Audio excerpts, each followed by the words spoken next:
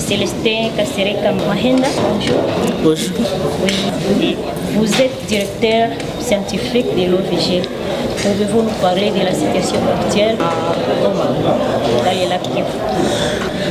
C'est que moi je suis volcanologue, je suis chercheur, mais nous travaillons aussi sur le lac Kivu.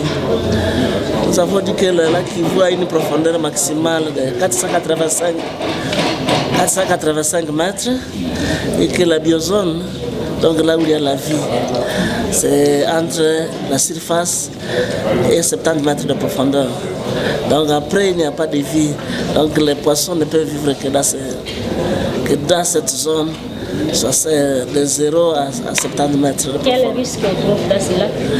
Le risque est qu'à profondeur, nous avons le dioxyde de carbone qui est à une grande quantité, c'est à peu près 250 km3.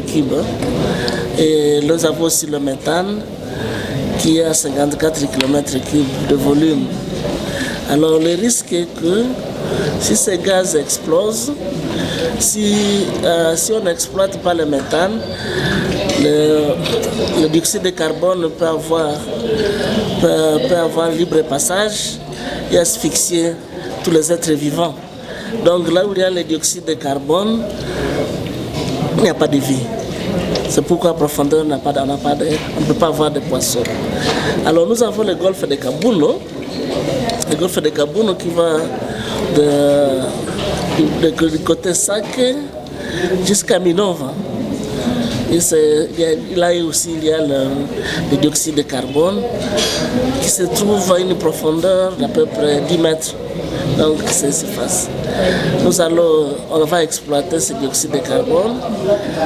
Comme je le disais hier, le 23, j'ai parlé avec l'expert que le gouvernement a sélectionné pour dégazer cette zone. Et nous avons dit qu'il ne se limite pas. Il faut maintenant que cette zone, après être dégazée, qu'elle soit productive. Et c'est ce qu'on est en train de faire comme processus. Là, il n'y a pas de vie, il n'y a pas de poisson. Nous voulons maintenant, quand on va exploiter, on va dégazer ça, il faut qu'on puisse maintenant mettre du poisson là-bas et ça soit utile pour la population de ça que les autres.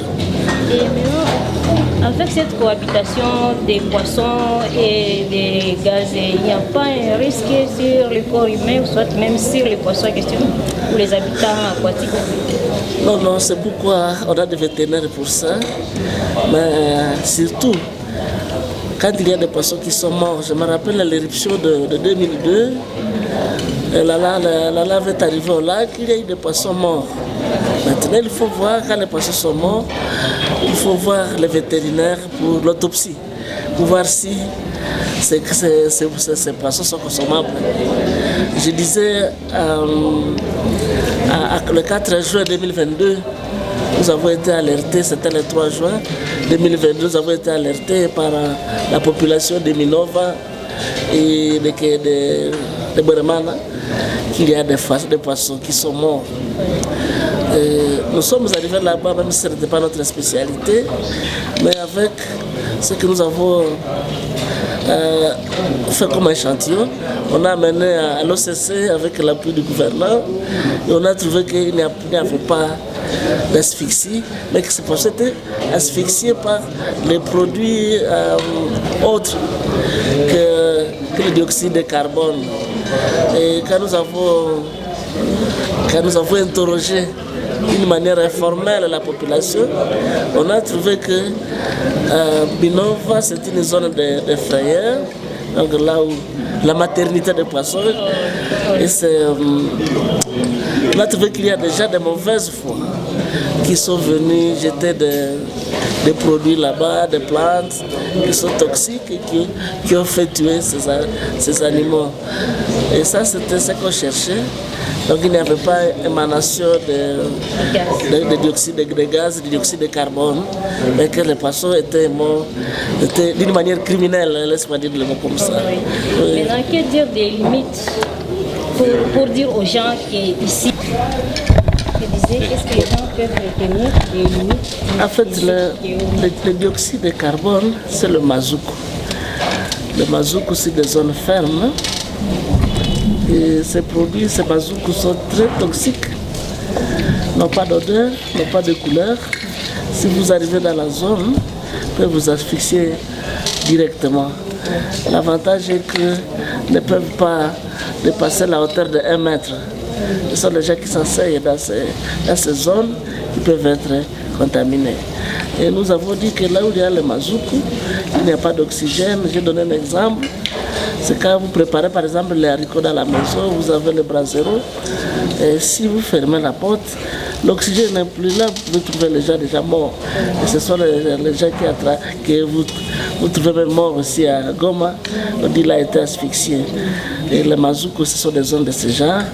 Quand vous vous promenez à Goma, vous allez arriver dans des zones là où il n'y a pas de végétation. Donc il n'y a pas de vie. Il y a des squelettes. Il y a des fossés, ainsi de suite. Ça sont des zones à bazooka, à craindre. Et nous disons que ne peut pas dépasser, ce gaz ne peut pas dépasser la hauteur de 1 mètre. Donc il faut éviter, c'est d'une manière générale à la population de Goma, éviter de s'asseoir n'importe où par terre, pour risquer d'être asphyxié par les mazouks. Et s'il y a un endroit qui est reconnu où il y a les mazouks, il n'y a pas de panneaux de signalisation, quelque chose là de physique qui peut aider les gens?